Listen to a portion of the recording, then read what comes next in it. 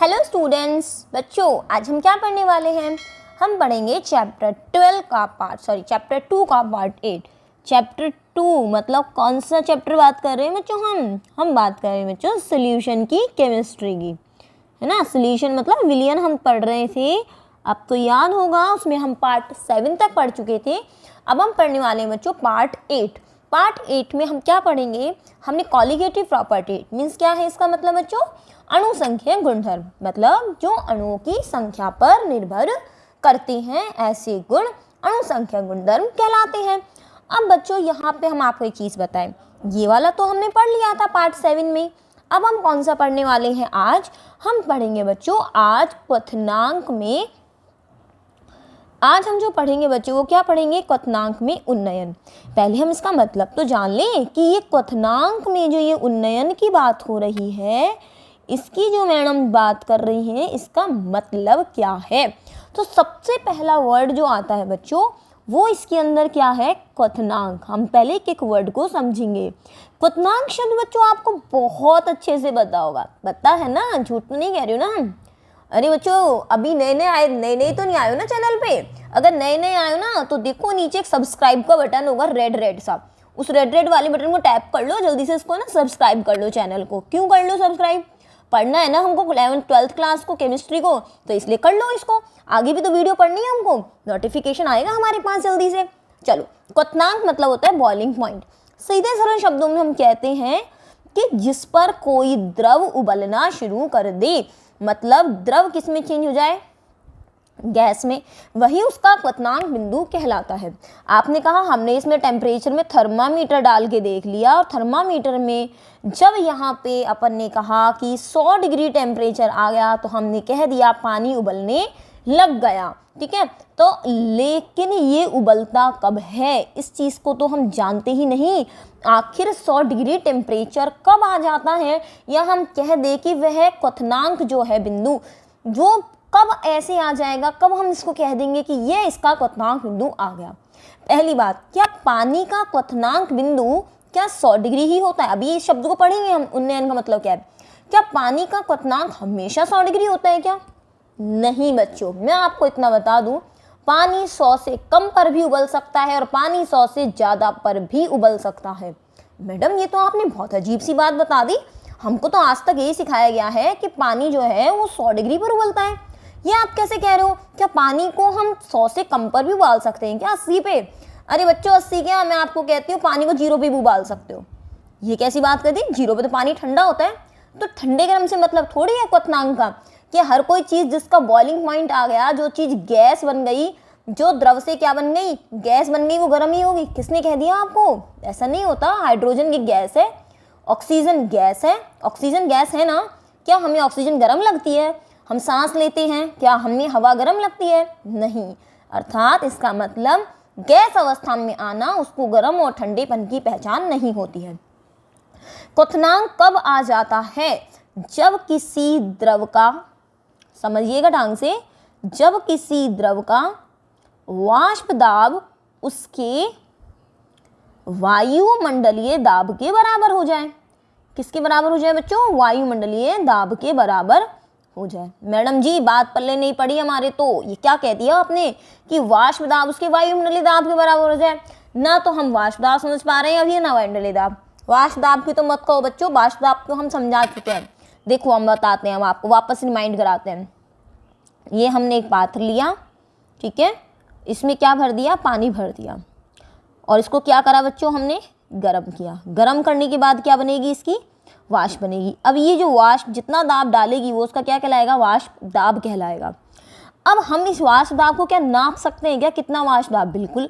अगर वाष्प दाब है तो इसे नापा जा सकता है। अगर इस पूरे का वाष्प दाब शुरुआत में मान लीजिए कितना था, 0.1 ATM था, जैसे जैसे इसको गर्म करते जाएंगे तो वाष्प दाब 0.2 भी होगा, 0.3 भी होगा, 0.4 भी होगा, 0.5 भी होगा। ATM मतलब एटमॉस्फेरिक प्रेशर, दाब को नापने की इकाई। तो जब ये वाष्प दाब बढ़ते बढ़ते बढ़ते कितना हो जाए, 1 ATM दाब हो जाए। कितना हो जाए बच्चों, 1 ATM दाब हो जाए, तो हम यहाँ पर कहेंगे कि द्रव का वाष्प दाब उसके वायुमंडलीय दाब के बराबर हो चुका है। अब इसके अंदर पूरा की पूरा द्रव क्या होगा, यहाँ से उबलने लग जाएगा। तो समझ में आया आपको बात? मतलब हमारे चारों ओर का जो वायुमंडल है बच्चों, जितनी हमारे सामने हमारे आसपास का वायुमंडल है उसका दाब निश्चित होता है। वो कितना होता है? 1 ATM दाब होता है। और इस 1 ATM जब तक ये वाष्प दाब बढ़ के 1 ATM पर नहीं आ जाता है, जब तक ये दोनों वाष्प का दाब और वायु का दाब ये दोनों जब बराबर हो जाते हैं, तभी जो चीज़ है अपनी, जो भी पदार्थ है वो द्रव से वाष्प में बदल जाता है, अर्थात वो द्रव से गैस में बदल जाता है, जिसे हम क्वथनांक बिंदु कहते हैं। समझ में आ गया आपको स्टूडेंट्स? चलिए अब आगे बात यहाँ पर ये आती है कि यहाँ से हम, लेकिन मैडम आपने कहा था 0 पे भी उबाल सकते हैं। बिल्कुल उबाल सकते हैं बच्चों। तो स्टूडेंट्स कैसे हो जाता है 0 डिग्री पर भी, ये कैसे पॉसिबल है? तो एक चीज़ आपको बता दूं, मान लीजिए वायुमंडल का जो दाब है वो कितना है बच्चों? 1 ATM दाब है। मान लीजिए ये दाब किसी तरह से घट के 1 ATM से कितना रह जाए? 0.5 ATM रह जाए वायुमंडल का दाब। तो ये जो पानी हम यहाँ पर उबाल रहे हैं, अगर इसका दाब बढ़ते बढ़ते 0.5 ATM हो जाए तो उसी को बोलने लग जाएगा। मान लीजिए यहाँ वायु दाब जो रह जाए मात्र 0.1 ATM रह जाए, तो ये केवल 0.1 ATM पर जैसे ही आएगा इसके बराबर हो जाएगा। इट मीन्स टेम्परेचर धीरे धीरे क्या होता जाएगा? कम होता जाएगा। इसका मतलब सारी कहानी किसकी है? वायु दाब की। अगर वायु दाब ज़्यादा है तो यहाँ पर इसका क्वथनांक भी बढ़ने लग जाएगा। मान लीजिए आपने इस पानी को किस में रख दिया? ये सारा पानी किस में रखा हुआ है? आपने एक निर्वात में रख दिया है। यहाँ क्या है? निर्वात है। निर्वात मतलब होता है जहाँ वायु ही ना हो। अगर वायु नहीं है तो वायु दाब कितना हो गया? 0 हो गया। इसका मतलब इसको गर्म करने की आवश्यकता नहीं है। जितनी भी वाष्प इसके अंदर है उसी पर ही पानी उबलने लग जाएगा, अर्थात उसका क्वथनांक बिंदु आ जाएगा। आई बात आपको समझ में? इसका मतलब सारी जो कहानी रिलेट करती है वो किस पे रिलेट करती है? वायु दाब पे। अगर वायु दाब बढ़ गया तो वहाँ से क्वथनांक बढ़ जाएगा। तो वायु दाब और वाष्प दाब जब तक बराबर नहीं हो जाते तब तक उसी भी पदार्थ का क्वथनांक बिंदु यहाँ पर नहीं आता है। तो ये तो हुई बच्चों वायु दाब क्वथनांक की बात। अब बात आती है बच्चों पूरी की पूरी किसकी? अब हम बात करेंगे उन्नयन की, कि उन्नयन क्या चीज़ है। ये अभी हमने किसकी बात करी? पूरी क्वथनांक की बात करी। अब शब्द आया अपने पास उन्नयन।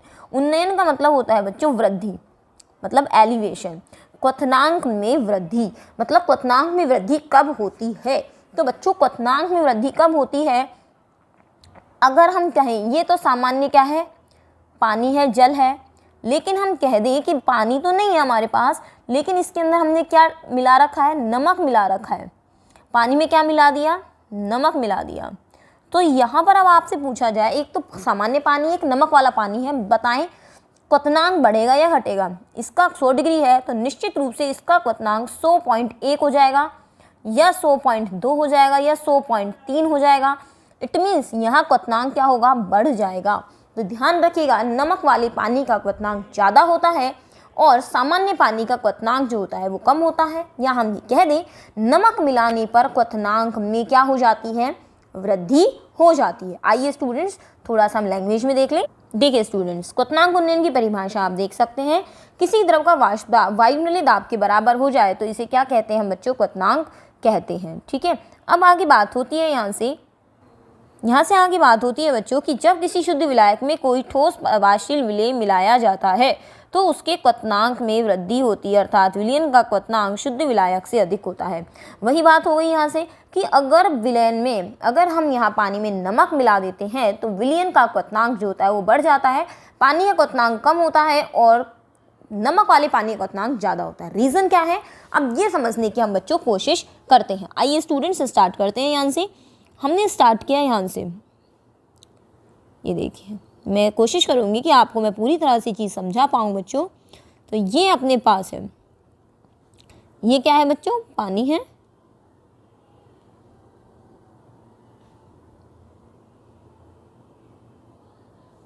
और ये यहाँ पर हमने पानी में क्या मिला दिया है बच्चों? नमक मिला दिया है।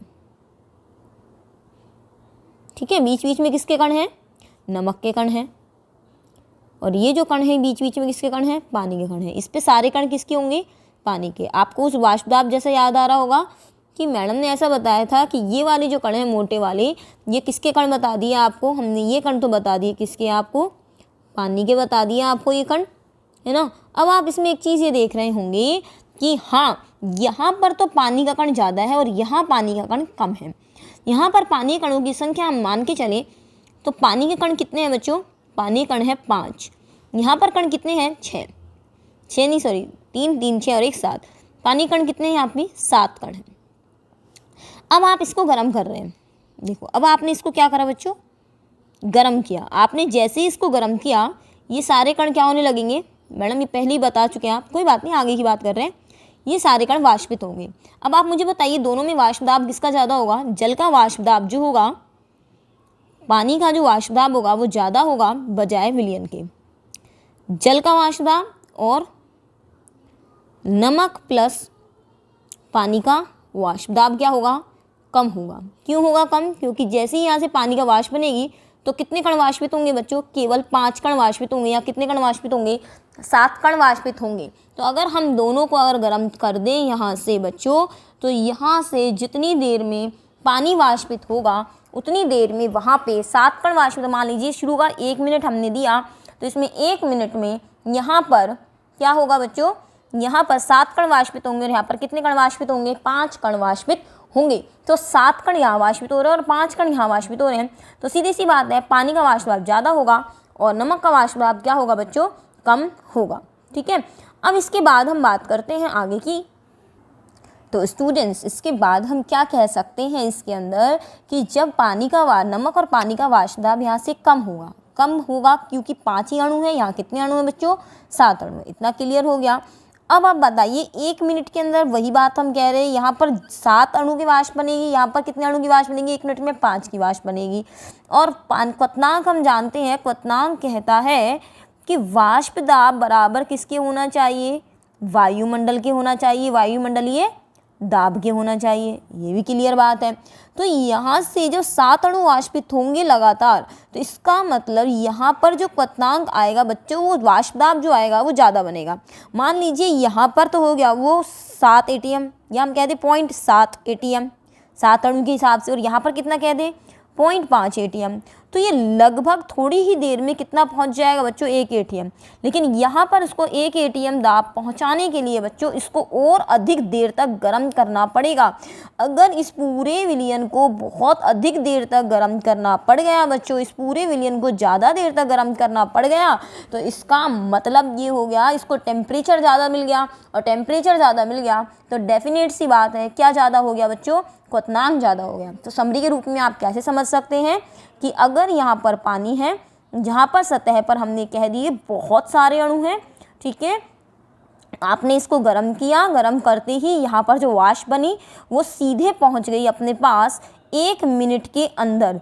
यहाँ वाष्प दाब जल्दी अपने पास आ गया, और यहाँ भी हमने 1 मिनट तक इसको गर्म किया, तो यहाँ पर जो अणु थे वो पानी के अणु क्या थे, कम थे, और उनकी वाष्प केवल इतनों की बनेगी। नमक के कण वाष्प बना नहीं सकते हैं, नमक के कण वाष्प बना नहीं सकते हैं, बाकी कण जो होंगे वो वाष्पित हो जाएंगे। यहाँ पर अगर 10 अणु वाष्पित होते हैं तो यहाँ पर वाष्पित होने वाले अणु की संख्या कितनी है, 5। अगर यहाँ पर 1 मिनट के अंदर यह वाष्प दाब 1 ATM पहुँच गया, क्योंकि 10 अणु हैं तो 1 ATM वाष्प दाब अगर तुरंत पहुँच गया, तो यहाँ पर 5 अणुओं का जो वाष्प दाब होगा वो एटलीस्ट 1 मिनट में तो नहीं पहुँचेगा। हम इसकी दुगनी कर लें, कितना मिनट लग गया, 2 मिनट। इसका मतलब इसको एक्स्ट्रा 1 मिनट और गर्म करना पड़ गया। एक्स्ट्रा 1 मिनट जो इसने गर्म किया ज़्यादा, तो इसका जो टेम्परेचर था वो क्या हो गया बच्चों, वो उतना क्या हो गया, यहाँ से बढ़ गया। टेम्परेचर क्या हो गया बच्चों, यहाँ से उतना इसका बढ़ गया। इसीलिए मैंने आपसे कहा कि नमक मिला हुआ जो पानी होता है उसका क्वथनांक ज़्यादा होता है। समझ में आई आपको बात, सीधी सी बात है। अगर वाष्प दाब इसका कम होता है, वाष्प दाब इसका ज़्यादा होता है, इसका कम होता है। इसीलिए वाष्प दाब को वायुमंडलीय दाब के बराबर लाने के लिए हमें जो करना पड़ता है, हमें इस पूरे विलयन को ज़्यादा गर्म करना पड़ता है, और इसको ज़्यादा गर्म करना पड़ता है, इसीलिए टेम्परेचर इसका बढ़ जाता है। यहाँ से हम कारण पढ़ लेते हैं एक बार, लैंग्वेज में क्या लिखा हुआ है देखते हैं एक बार कि जब किसी शुद्ध विलायक में कोई अवाष्पशील विलय मिलाते हैं तो विलयन का वाष्पदाब विलायक से कम हो जाता है। मैंने बताया था नमक को अगर मिला दोगे तो उसका वाष्पदाब क्या हो जाएगा, कम, क्योंकि नमक जब मिला देंगे तो थोड़ा सतह पर नमक ज़्यादा हो जाएगा और पानी कम हो जाएगा, पानी कम हो जाएगा तो ऑटोमेटिकली वाष्पदाब कम हो जाएगा। आगे कहता है कि जब विलयन के वाष्पदाब को वायुमंडलीय दाब के, अब अगर वाष्पदाब ही यहाँ से कम हो गया बच्चों विलयन का, तो हमें वायुमंडलीय दाब के बराबर लाने के लिए क्या करना पड़ेगा, उसको और गर्म करना पड़ेगा, तो विलयन का क्वथनांक क्या होगा, बढ़ जाएगा। अब देखिए हम यहाँ से कंडीशंस लेते हैं। माना कि शुद्ध विलायक का क्वथनांक कितना लिख दिया हमने बच्चों यहाँ से, टीबी नोट। इस टीबी नोट का मतलब क्या है बच्चों, यहाँ से देखो, यहाँ से टी का मतलब तो है बच्चों टेम्परेचर। क्या है टी का मतलब, टेम्परेचर मतलब तापमान। बी का मतलब क्या है बच्चों, बॉइलिंग मतलब क्वथनांक। तो बॉइलिंग टेम्परेचर मतलब क्वथनांक बिंदु। और ये जो छोटी सी बिंदी लग रही है इसको हम क्या कहते हैं, नोट कहते हैं। इसका मतलब होता है शुद्ध अवस्था में। शुद्ध अवस्था का मतलब हो गया जब इसके अंदर कुछ भी नहीं मिला हो, केवल एक ही चीज हो, पानी की बात हम कर रहे हैं। तो हमने कहा विलायक के लिए तो कितना है, ये टीबी नोट है। और विलयन के लिए मतलब जब पानी मिल गया तो इसका क्वथनांक बिंदु कितना है, टीबी है। तो बी का मतलब क्वथनांक और टी का मतलब तापमान। तो आगे वो कहता है कि क्वथनांक में उन्नयन। अब मैं आपसे एक चीज़ कहती हूँ कि विलायक का क्वथनांक तो मान लीजिए 100 डिग्री है, ठीक है, और विलयन का जो क्वथनांक है वो मैंने कह दिया वो कितना है, 102 डिग्री है। तो मुझे बताइए दोनों में वृद्धि कितने की हुई। अरे सीधी सी बात है मैम, 2 डिग्री की वृद्धि हुई। तो आपने 2 डिग्री निकाला कैसे, आपने कहा मैंने 102 में से 100 को निकाल दिया। तो 102 किसका है, टीबी है, और 100 कितना है, वो टीबी नोट है। फिर आपने क्या करा, माइनस करा। ये किसके बराबर आया, 2 डिग्री के। 2 डिग्री क्या हुई, वृद्धि हुई। 2 डिग्री क्या हुआ, या फिर इन दोनों के बीच का अंतर हुआ। अंतर को किससे निकालेंगे, डेल्टा से। किसका अंतर है ये तापमान का अंतर है। तो किसका, कौन से तापमान का, बॉइलिंग टेम्परेचर का। और यही कहलाती है क्वथनांक में वृद्धि या क्वथनांक में उन्नयन, कि क्वथनांक में कितना उन्नयन हुआ, क्वथनांक में कितनी वृद्धि हुई। तो मैं यहाँ से क्या लिख सकती हूँ, डेल्टा टीबी बराबर टीबी माइनस टीबी नोट। समझ में आ गया, मैंने टीबी माइनस टीबी नोट क्यों लिखा आपको, हमें ज़्यादा में से क्या घटा दिया, कम को घटा दिया। आगे देखो, शुद्ध विलायक तथा विलयन के लिए जो वाष्पदाब है उस और ताप के मध्य जो ग्राफ खींचेगा वो कैसे खींचेगा बच्चों, यहाँ पर देखिए स्टूडेंट्स, इसका कैसे होगा, देखिए यहाँ से कैसे हम ग्राफ बनाएंगे इसको। यहाँ पर तो बच्चों हम लेंगे वाष्पदाब, ठीक है, और यहाँ नीचे की तरफ हम क्या लेंगे, टेम्परेचर मतलब ताप, ठीक है। अब यहाँ से हम सबसे ऊपर जो वाष्पदाब लेंगे, जो लिमिट हम लेंगे वो कितनी लेंगे यहाँ से बच्चों, यहाँ पर हम लेंगे 1 atm जो होता है वायुमंडलीय दाब, कि मतलब वाष्पदाब जैसे जैसे टेम्परेचर बढ़ेगा वैसे वैसे वाष्पदाब जैसे कम, फिर ज़्यादा, फिर ज़्यादा, फिर ज़्यादा, फिर ज़्यादा, तो टोटल कितना हो जाने वाला है, 1 atm हो जाने वाला है, ठीक है। तो हमने यहाँ से एक ग्राफ बनाया है इस तरह से। अब इस ग्राफ का क्या मतलब है, एक सेकेंड, ये हमने ग्राफ बनाया है। इस ग्राफ का क्या मतलब है कि जैसे जैसे टेम्परेचर आप देखिए, आप यहाँ से ये टेम्परेचर हमने दिखाया, मान लीजिए ये टेम्परेचर है 10 डिग्री, तो यहाँ पर वाष्पदाब, मान लीजिए टेम्परेचर यहाँ पर है 20 डिग्री, तो अपना वाष्पदाब। अब यहाँ पर टेम्परेचर कितना है, तो अपना वाष्पदाब। समझ में आ रही है आपको बात, किस तरह से हम बताना चाह रहे हैं। इसका मतलब ये हो गया जैसे जैसे आप टेम्परेचर बढ़ा रहे हैं वैसे वैसे वाष्पदाब यहाँ से बढ़ता जा रहा है। अब यहाँ से आगे हम देखते हैं एक और ग्राफ, इस ग्राफ का भी यही मतलब होगा, लेकिन ये दोनों जो ग्राफ होंगे बच्चों वो कैसे कैसे होंगे, यहाँ से ये देखिए, यहाँ से यहाँ पर हमने ये जो पॉइंट आपको दिख रहा है ये वाला, इसके ऑल्टरनेटिंग आपको टेम्परेचर देखना होगा कितना होगा, और ये पॉइंट आपको दिख रहा है इसके नीचे हम देखेंगे टेम्परेचर कितना होगा। अभी हम यहाँ से ये टेम्परेचर हटा देते हैं यहाँ से, और यहाँ पे हम बताते हैं कि ये जो आपको दिखाई दे रहा है ये पॉइंट जिस पर इसको 1 atm मिला है, यहाँ पर हमने इसका तापमान नोट कर दिया, वो है हमारा टीबी नोट। और ये वाला जो तापमान हमको मिला ये है हमारा टीबी। तो यहाँ पर जो तापमान कम होगा वो तापमान कम किसके लिए होगा, हमेशा, क्योंकि विलायक का तो होता है क्वथनांक बिंदु कम और विलयन का क्वथनांक होता है ज़्यादा। तो ये वाला जो ग्राफ होगा वो बच्चों किसके लिए है, विलयन के लिए है, जबकि ये वाला जो ग्राफ होगा ये किसके लिए होगा बच्चों, विलायक के लिए होगा। अब आपको साफ साफ बात जो यहाँ से नज़र आ रही है बच्चों वो क्या नज़र आ रही है, इन दोनों के बीच का अंतर। इन दोनों के बीच का अंतर क्या होगा, जो इसकी वृद्धि होगी या कमी होगी। अगर हमारे पास टीबी 102 डिग्री है और टीबी कितना है 100 डिग्री है, तो इनके बीच का अंतर क्या होगा, डेल्टा टीबी। तो वही ये कहलाएगा डेल्टा टीबी। आशा करती हूँ आपको ये ग्राफ जो है बच्चों वो समझ आ गया होगा कि ग्राफ किस तरह बताया जा रहा है। अगर कम टेम्परेचर है तो विलायक है, ज़्यादा टेम्परेचर है तो विलयन है। जैसे ही यहाँ पर वाष्प दाब 1 atm जहाँ पहुँचने लगता है तो हम इसको कह देते हैं कि विलयन का क्वथनांक आ चुका है। ठीक है, अब हम क्या लिखेंगे यहाँ पर कि शुद्ध विलायक और विलयन के बीच दिए गए वक्र लगभग समांतर हैं, इसलिए सिद्ध हो जाता है कि क्वथनांक में उन्नयन विलय की मूललता के समानुपाती होता है। ये लाइन हम आपको बताएंगे प्रूव करके क्या हम कहना चाहते हैं। देखिए स्टूडेंट, इस लाइन को समझ लीजिए जो हमने आपके सामने लिखी। प्रयोगों द्वारा सिद्ध होता है कि क्वथनांक में उन्नयन विलय की मूललता के समानुपाती होता है। क्वथनांक में उन्नयन क्या चीज़ है? यहाँ से क्वथनांक में उन्नयन कह सकते हैं डेल्टा टीबी समानुपाती किसके? विलय की मूललता के। मूललता मतलब स्मॉल m, जो हम आपको शुरू में सिखा चुके हैं।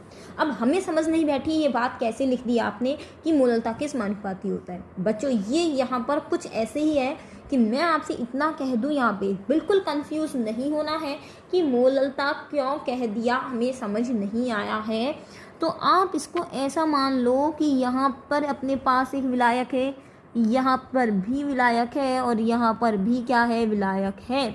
यहाँ मैंने 1 चम्मच नमक डाला, ठीक है, यहाँ मैंने बच्चों 2 चम्मच डाला और यहाँ कितना डाला? 3 चम्मच नमक डाला। तो सीधी सी बात है, अगर यहाँ पर इसका जो क्वथनांक बिंदु अगर मैं मान लूँ इसका 101 डिग्री है तो निश्चित रूप से यहाँ 102 और यहाँ पर कितना हो गया? 103। अर्थात क्वथनांक क्या हो रहा है? बढ़ता जा रहा है। मोललता और मोलरता में अंतर क्या होता है? मोललता में पानी का भार, जल का भार, विलायक का भार भी ग्राम में लिया जाता है, ना कि ml में नापा जाता है। हम कहते हैं 1 kg विलायक, 2 kg विलायक, 3 kg विलायक। ठीक है, तो यहाँ पर ये अंतर है। बाकी सीधी बात आप इतना मान लेना कि यहाँ पर ये चीज़ इसकी मात्रा से संबंधित हो रही है कि जितनी ज़्यादा मात्रा होगी उतना ही ज़्यादा यहाँ पर क्वथनांक में उन्नयन होने लगेगा। अब आप यहाँ से एक चीज़ और समझते हैं हम आगे। स्टूडेंट्स, जैसे मान लीजिए आप इसको भी सिद्ध करना चाहते हैं कि ये ऐसा ही होता है क्यों, तो ये बच्चों में थोड़ा सा आपको सिद्ध करके बता देती हूँ। डेल्टा पी था वाष्प दाब में अवनमन, जो विलय की मोल भिन्न के समानुपाती था कि विलय की मोल भिन्न जितनी ज़्यादा होगी उतना ज़्यादा वाष्प दाब में अवनमन होगा। इसी तरह से हम कहते हैं कि क्वथनांक में उन्नयन भी हम कहते हैं जितनी ज़्यादा विलय का मोल भिन्न होगी उतना ही ज़्यादा क्या होगा? क्वथनांक में उन्नयन भी होगा। अब हम इसको आगे सॉल्व करें तो डेल्टा टी बी बराबर हमने स्थिरांक लगा दिया k और यहाँ लिख दिया एक्स ए। अब यहाँ से हम इसको आगे सॉल्व करें, a का x, a का मतलब क्या है? a के मोल बटा कुल मोल, तो a के मोल क्या होते हैं? Na, कुल मोल क्या होते हैं? Na plus Nb। आगे सॉल्व कर सकते हो, Na का मतलब है ग्राम भार बटा अणुभार WA बटा Ma। इसी तरह से नीचे लिखोगे तो WA बटा Ma प्लस WB बटा Mb। चूँकि विलय का मोल बच्चों बहुत कम होता है इसीलिए हम लिख सकते हैं K बराबर WA बटा MA बटा WB बटा MB।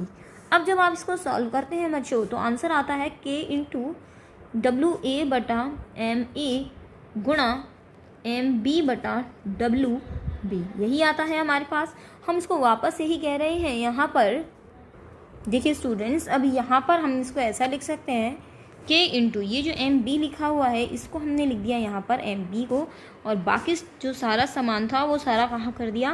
पीछे कर दिया। अब मैं आपको थोड़ा सा रियलाइज़ करा दूँ, इन दोनों को मिला के कह देते हैं बच्चों KB, और ये जो हमने लिखा हुआ है इसको हम रियलाइज़ कराते हैं।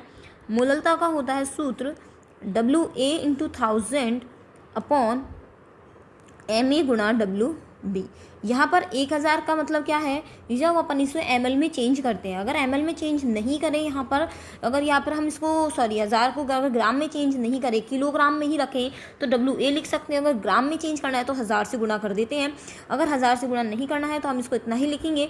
तो ये जो अपने पास फॉर्मूला आया है वो सेम बिल्कुल यही वाला है।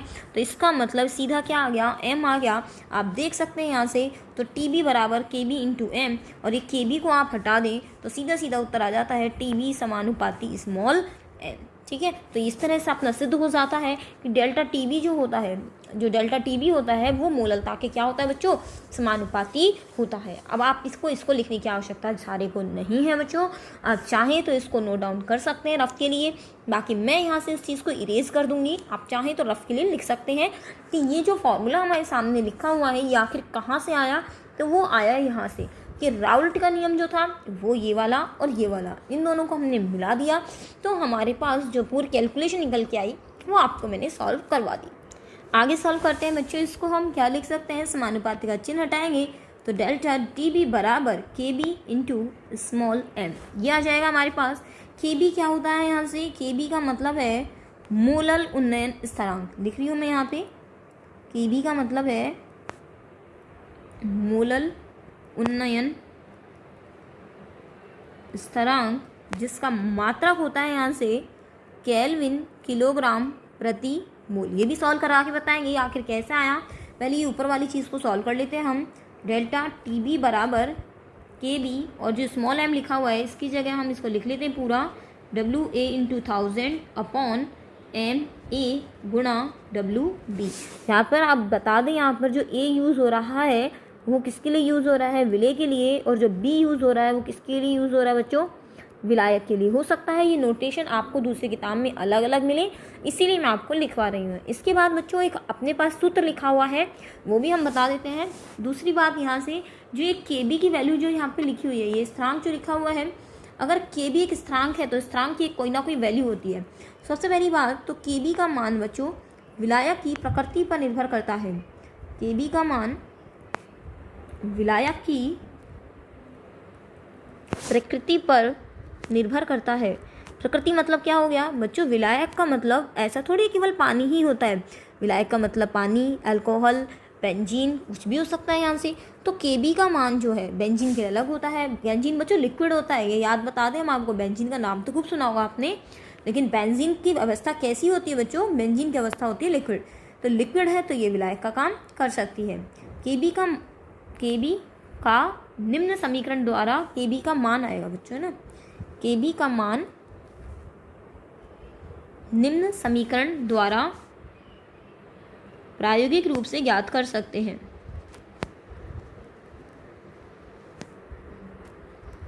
प्रायोगिक रूप से ज्ञात कर सकते हैं। आशा करती हूँ बच्चों थोड़ा आपको समझ आ रहा होगा, आपको परेशानी इतनी नहीं हो रही होगी। ठीक है, चलिए अब जो सूत्र हम लिख रहे हैं बच्चों इसको आपको एक्सप्लेन करने की नीड नहीं है, क्योंकि ये जो सूत्र है ये आपको एज इट इज़ याद कर लेना है। और दूसरी बात और बता दें हम आपको कि यहाँ पर ये सूत्र इतना पूछा भी नहीं जाता, आप अपनी नॉलेज के लिए लिख लीजिए M B into R into T B square 1000 into delta V. यहाँ पर लिखेंगे आप इसके नीचे वाष्पन की एंथैल्पी होगी तो आप इसको ऐसे लिख सकते हो डेल्टा वेपराइजेशन एच। ठीक है, या फिर इसको ऐसा भी नहीं लिखते, इसको ऐसा लिखते हैं डेल्टा वी ए पी, छोटा सा लिखते हैं नीचे। तो एन बी तो हो गया विलायक के अणुभार, आर हो गया गैस स्थिरांक, टी बी क्वथनांक हो गया विलयन का 1000 हो गया। ये delta V A P H का मतलब क्या है वो लिख देते हैं। ये है बच्चों वाष्पन की एंथैल्पी कि वाष्प बनने के लिए कितनी ऊर्जा की आवश्यकता हुई। ठीक है, यहाँ से चलिए बढ़ते हैं अब आगे। हमने स्टूडेंट्स यहाँ एक शब्द यूज़ किया था मोलल उन्नयन स्थिरांक, इसको क्लियर नहीं किया है, आइए इसको भी क्लियर कर देते हैं।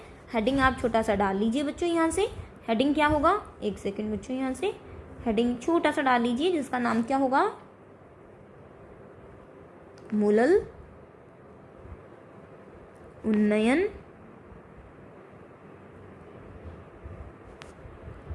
स्थिरांक। ठीक है, तो इसको हम क्या कहेंगे, क्वथनांक में होने वाला उन्नयन जब एक अवाष्पीय विलय का 1 मोल विलायक के 1000 ग्राम में घुला हो। क्या कह दी मैंने परिभाषा, वो देख लीजिए एक बार। क्वथनांक में होने वाला उन्नयन, क्वथनांक में होने वाला उन्नयन, उन्नयन मतलब वृद्धि, क्वथनांक में होने वाली वृद्धि, क्वथनांक में होने वाला उन्नयन जब एक अवाष्पशील विलय का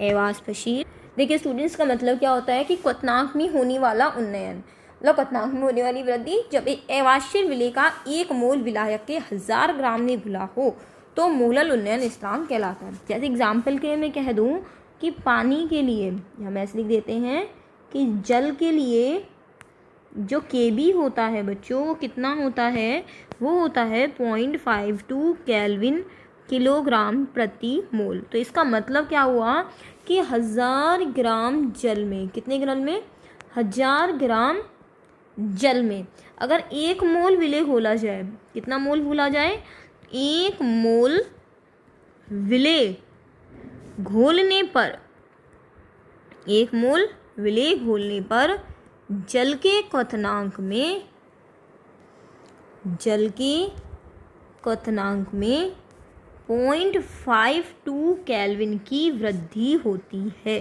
समझ में आई आपको इसकी बात, वृद्धि होती है। जैसा कि बच्चों इसके लैंग्वेज से पता चल रहा है अपने को 0.52 केल्विन, तो ये तो हो गया अपना क्या, टेम्परेचर की इतनी की तो वृद्धि होगी, के मतलब क्या है, केल्विन। किलोग्राम कितना लिया, 1000 ग्राम लिया, और प्रति मोल लिख रहा है, इसका मतलब कितना मोल हो गया, 1 मोल। तो 1000 ग्राम में कितना घोल दिया, 1 मोल घोलेंगे तो 0.52 केल्विन की वृद्धि होगी। ये है बच्चों अपना जो क्वेश्चन है जो आता है अपने पास, वो इस तरह से आता है। तो ये चीज़ आपको मेरे को समझ में आ गई होगी। अब मैं आपको एक चीज़ और बता देती हूँ कि इसका मात्रक जो आप पढ़ रहे हैं, ये जो मात्रक ये लिखा हुआ है बच्चों, ये कैसे हमने बता दिया, केल्विन किलोग्राम प्रति मोल होगा। क्योंकि हम जानते हैं कि देखिए स्टूडेंट्स, इसको हम कैसे सॉल्व करते हैं, इसके मात्रक को सॉल्व करने की बात हो रही थी। तो हम क्या लिख सकते हैं यहाँ पर, KB के लिए KB बराबर लिखा जा सकता है डेल्टा TB अपॉन M लिखा जा सकता है। TB क्या होता है बच्चों, केल्विन होता है यहाँ से, और यहाँ से जो मोल, जो ये स्मॉल m लिखा हुआ है, ये होता है बच्चों मोल प्रति किलोग्राम, मतलब 1 किलोग्राम में, प्रति किलोग्राम में घुले हुए मोलों की संख्या। अब आप इसको ऊपर करेंगे तो क्या आएगा, केल्विन इनटू मोल को लिए लोगे तो मोल तो इनवर्स में चला जाएगा, और केजी ऊपर आएगा तो किस में जाएगा, गुणा इसमें, घात +1 में जाएगी। तो आंसर क्या हो गया, केल्विन किलोग्राम प्रति मोल। ठीक है स्टूडेंट्स, ऐसे हम इसका मात्रक निकाल लेंगे। ओके स्टूडेंट्स, चलिए ये टॉपिक बच्चों यहीं पर समाप्त होता है। बच्चों रही इनकी न्यूमेरिकल्स की बात, जब ये चैप्टर अपना फिनिश हो जाएगा तब अपन इसके न्यूमेरिकल्स कर लेंगे। तब तक के लिए भी चैप्टर फिनिश करते हैं, उसके बाद में लास्ट में हम सारे न्यूमेरिकल्स लेंगे इसके। ओके स्टूडेंट्स, चलिए जल्दी से बच्चों शेयर कर दीजिए। NCERT के हैं आप, 4 BSc के हैं, चाहे CBSE के लिए हैं, सबके लिए यही वाला कोर्स अपना एप्लीकेबल है। ओके स्टूडेंट्स, हम आशा करते हैं आपको पढ़ना अच्छा लग रहा होगा और आप हमारी हेल्प करेंगे वीडियोस को ज़्यादा से ज़्यादा शेयर करने में और बच्चों तक इसको पहुंचाने में, क्योंकि बच्चों आप तक भी ये चैनल किसी ना किसी माध्यम से पहुंचा होगा। तो उस धन्यवाद को पूरा करने के लिए कि हम तक आपने चैनल पहुंचाया, ओके, हम भी इस चैनल को आगे किसी ना किसी को शेयर करेंगे। ठीक है स्टूडेंट्स, ओके स्टूडेंट्स, चलिए मिलते हैं नेक्स्ट वीडियो में, बाय बाय।